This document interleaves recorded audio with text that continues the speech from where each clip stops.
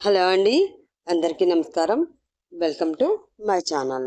స్టోరీలోకి వెళ్ళబోయే ముందుగా ప్రీవియస్ పార్ట్స్ చూడని వాళ్ళు ఎవరైనా ఉంటే ముందు అవి చూడండి. అప్పుడే మీకు స్టోరీపై ఒక క్లారిటీ ఉంటుంది. అలాగే ఫస్ట్ టైం నా ఛానల్ చూస్తున్న వాళ్ళు ప్లీజ్ సబ్స్క్రైబ్ చేసుకుని మీ సపోర్ట్ నాకు అందించండి ఫ్రెండ్స్. ఇంకా స్టోరీలోకి వెళ్ళిపోదాం. నీ ప్రేమకై పార్ట్ 10. ఆఫీస్లో వర్క్లో బిజీగా ఉన్న భవ్యకి ఫోన్ వచ్చింది. ఆ తర్వాత ఏం జరిగిందో చూద్దాం. ఫైల్ చూస్తూ ఫోన్ ఎవరు చేశారో కూడా చూడకుండా కాల్ లిఫ్ట్ చేసి హలో ఎవరు అని అంటుంది భవ్య. నీ అక్క మొగుడిని అన్నాడు ఫోన్లో అవతల వ్యక్తి. ఓహ్ బావా నువ్వా, సారీ చూసుకోలేదు అంది భవ్య. ఏం చేస్తాం మేడం, మరి మీరు కాల్ చేసింది ఎవరో కూడా చూసుకోలేనంత బిజీ పర్సన్ కదా వెటకారంగా అన్నాడు సత్య. బావా చూసుకోలేదని చెప్పాను కదా అని గారంగా అంటుంది భవ్య. సర్లే కానీ ఓసారి ఇంటికి రా మరదల్, చూడాలని ఉంది అన్నాడు సత్య. ఎందుకు బావా, నువ్వు నేను సరదాగా మాట్లాడుకుంటే అది చూసి అక్క నీతో మళ్ళీ గొడవ పడుతుంది కదా. అయినా నీకు నాతో అవసరం ఏమన్నా ఉందా అని సాగదీస్తూ అంది భవ్య. నువ్వు అవసరాల గురించి మాట్లాడక తల్లి, నువ్వు సరదాగా ఆ మాట అన్నా మీ అక్క విన్నది అంటే ఆ మాటలు సీరియస్గా తీసుకుని నన్ను చీల్చి ఉప్పు కారం పెడుతుంది. అసలే మీ అక్కకి ఎంత పొగరుంటుందో అంతకన్నా ఎక్కువ అనుమానం అన్నాడు సత్య. పాపం అక్క మాత్రం ఏం చేస్తుంది బావా, నీ ఫిగర్ అలాంటిది. నీ కొడుక్కి పెళ్లి చేసే వయసు వచ్చినా నీకు ఉన్న క్రేజ్ ఏ మాత్రం తగ్గలేదు కదా. ఇప్పటికి కూడా నువ్వు రోడ్డు మీద వెళుతూ ఉంటే ట్రాఫిక్ జామ్ అవుతుందని కంప్లైంట్ వస్తున్నాయో తెలుసా. వస్తున్నానవని కంట్రోల్ చేసుకుంటూ అంది భవ్య. నువ్వు అన్నది కరెక్టే మర్దల్, కానీ ఇప్పుడు అవన్నీ గుర్తు చేసుకుని ఏం చేస్తాంలే, అంతా అయిపోయింది కదా. ఇంకేంటి విశేషాలు అని భవ్య మాటలకి కొంచెం బ్లష్ అవుతూ అడిగాడు సత్య. విశేషాలా అని 2 నిమిషాలు ఆలోచించి ఒక విషయం చెప్పాలి బావా అని అంది భవ్య. చెప్పు మరదల్, ఏంటది క్యూరియాసిటీగా అడిగాడు సత్య. ఒకసారి నీ పక్కకి తిరుగు బావా అంది భవ్య. ఏంటి నాతో ఫోన్ మాట్లాడుతూ ఇంటికి వచ్చేసావా ఏంటి అని అంటూ పక్కకు తిరిగి చూసి ఇక్కడ ఎవరూ లేరు కదా మరదల్ అన్నాడు సత్య. అటువైపు కాదమ్మా, మరోవైపు తిరుగు అంది భవ్య. హా తిరిగా అని అంటూ అక్కడ చేతులు కట్టుకుని కళ్ళు పెద్దవి చేసి తననే చూస్తున్న నీరజని చూసి కరెంట్ షాక్ కొట్టిన కాకిలా అయిపోయాడు సత్య. హా చూసావా, ఇప్పుడు అక్కమ్మ ఎలా ఉంది బావా అని అడిగింది భవ్య. నన్ను ఉప్పు పాత్ర వేయాలన్నంత కోపంగా ఉంది అని మనసులో అనుకుంటూ నీరజం చూస్తూ గుటకలు మింగుతూ ఉన్నాడు సత్య. హలో మాట్లాడవే, చెప్పు బావా అని అంది భవ్య. ఆమె మాటలు వినిపిస్తూ ఉన్నా ఆమెకు సమాధానం చెప్పే పరిస్థితిలో సత్య లేడు. దొంగ మొహంది, ఇరికించేసింది అని మనసులో భవ్యని తిట్టుకుంటూ ఉన్న సత్యజాతంతా నీరజ తనని ఏం చేస్తుందో అన్న ఆలోచన పైనే ఉంది. అది గమనించి అతని చేతిలో ఫోన్ తీసుకుంది నీరజ. హలో హలో అంటున్న భవ్యతో మీ బావకి ఫీజు కొట్టేసింది, కానీ నువ్వు నువ్వు పిన్ని ఒకసారి ఇంటికి రండి, మీతో మాట్లాడాలి అని అంది నీరజ. ఆమె మాటలో తేడా గమనించి ఏమైందక్క, ఏమైనా ప్రాబ్లమా అని కంగారుగా అడిగింది భవ్య. ప్రాబ్లం అంటే ప్రాబ్లం కాదు, అలా అని ఆనందపడవలసిన విషయమూ కాదు అని భవ్యతో జరిగిందంతా చెప్పింది నీరజ. అది అంతా విని ఇప్పుడు పరిస్థితి ఏంటక్క, శ్రీ తన చెల్లెల గురించి ఆలోచించి ప్రస్తుతం స్నేహని ఇంటికి తీసుకువచ్చిన తర్వాత తనతో కలిసి కపురం చేస్తాడా అని అనుమానంగా అడిగింది భవ్య. అదే నాకు తెలియడం లేదు భవ్య. వాళ్ళ పెళ్లి గురించి ఎన్నో ఆశలు పెట్టుకున్నాను, కానీ నా ఆశలన్నీ అడియాసలైపోయాయి. అసలు జరిగిన వాటిని పెళ్ళిళ్ళు అనాలో లేదో కూడా నాకు అర్థం కావడం లేదు, బేలగా అంది నీరజ. జరిగిందేదో జరిగిపోయిందక్క. మనకి వాళ్ళ సంతోషమే కదా కావాలి. వాళ్ళ జరిగిన పెళ్లిని యాక్సెప్ట్ చేసి వారి వారి జీవిత భాగస్వామితో ముందుకు నడిస్తే అంతకన్నా ఏం కావాలి మనకి చెప్పు అని అంది భవ్య. అది నిజమే భవ్య. సరే, ఏంటో టెన్షన్గా ఉంది. నన్ను చిన్నప్పటి నుంచి ఏ ఉద్దేశంతో పెంచినా నన్ను పెంచింది పిన్నినే కదా. ఈ పరిస్థితిలో తను నాకు తోడుగా ఉంటే కొంచెం ధైర్యంగా ఉంటుంది. అందుకని మీ ఇద్దరు ఇక్కడికి రండి అని అంది నీరజ. అలాగే అక్క, ఇప్పుడు అమ్మ వస్తుంది. నేను సాయంత్రం ప్రజ్ఞని తీసుకుని వస్తాను. నువ్వేమీ కంగారు పడకు, అంతా మంచి జరుగుతుంది అంది భవ్య.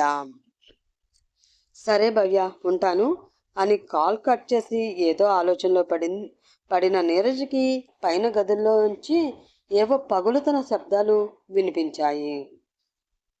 దాంతో కంగారుగా పైకి పరుగు తీసింది నీరజ.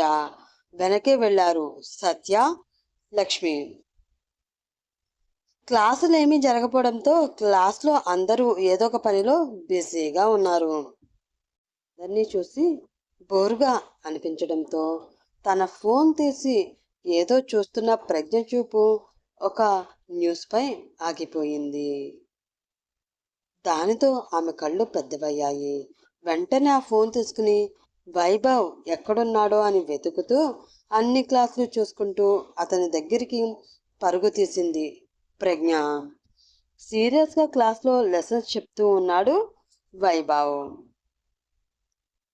అతన్ని ఏ క్లాస్లో ఉన్నాడో తెలుసుకుని వేగంగా అక్కడికి వచ్చి ఎక్స్క్యూజ్ మీ సార్ అని అతన్ని పిలిచింది ప్రజ్ఞ. చెప్తున్న క్లాస్ ఆపేసి ఏంటి అన్నట్లు ప్రజ్ఞ వైపు చూశాడు వైభవ్. ఒక్క నిమిషం రండి సార్, మీతో మాట్లాడాలి అని అంది ప్రజ్ఞ. సరే అని ఇంకేమీ ఆలోచించకుండా బయటికి నడిచాడు వైభవ్. వాళ్ళిద్దరినీ చూసి క్లాసులో అందరిలో ఏవో అనుమానాలు మొదలయ్యాయి. వెంటనే గాసిప్ స్టార్ట్ చేసేశారు వారంతా. బయటకు వచ్చిన వైభవ్ ప్రజ్ఞ టెన్షన్ చూసి ఏంటి ప్రజ్ఞ, ఏమైంది, అంత టెన్షన్గా ఉన్నావు అని అడిగాడు. అది సార్ అంటూ జరిగింది తన నోటితో చెప్పలేక తన ఫోన్ తీసి వైభవ్కి చూపించింది ప్రజ్ఞ. అందులో స్క్రోల్ అవుతున్న న్యూస్ చూసిన వైభవ్ కాళ్ళ కింద భూమి ఒక్క నిమిషం కంపించింది. తను ప్రేమించిన అమ్మాయికి పెళ్ళయింది అన్న బాధ కన్నా ఈ విషయం తెలిస్తే అవినాష్ ఏం చేస్తాడో అన్న భయం అతనికి ఎక్కువగా ఉంది. అతను శ్రీజకి పెళ్ళయింది అన్న బాధలో ఉన్నాడు అని అనుకున్న ప్రజ్ఞ వాదార్పుగా అతని భుజం మీద చేయి వేసింది. నాకు కొంచెం మూడు బాగాలేదు ప్రజ్ఞ, నేను నీతో తర్వాత మాట్లాడతాను అని చెప్పి తన భుజం మీద ఆమె చేతిని తీసి ఇంటి దారి పట్టాడు వైభవ్. వెళుతున్న అతన్ని చూస్తూ ఉంది ప్రజ్ఞ. శ్రీహిత్ వెళ్ళిపోయాక ఇల్లంతా నిశ్శబ్దంతో నిండిపోయింది. ఎవరూ సమీర్తో మాట్లాడడం లేదు. వాళ్ళు అలా తనని అవాయిడ్ చేయడం తట్టుకోలేక తన రూమ్ నుండి బయటికి వెళ్ళాడు సమీర్. స్నేహిత తన రూమ్లో ఉండగా రాగిణి రాజేష్లు దిగులుగా హాల్లో ఉన్న సోఫాలో కూర్చుని ఉన్నారు. వాళ్ళని చూసి దగ్గరికి వెళ్ళి రాజేష్ని డాడ్ అని పిలిచాడు సమీర్. వద్దు సమీర్, నువ్వు నన్ను అలా పిలవద్దు.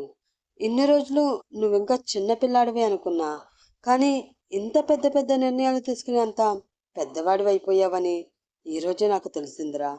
అంత పెద్ద నిర్ణయాలు తీసుకుని నీతో నేను మాట్లాడే అర్హతను పోగొట్టుకున్నాను.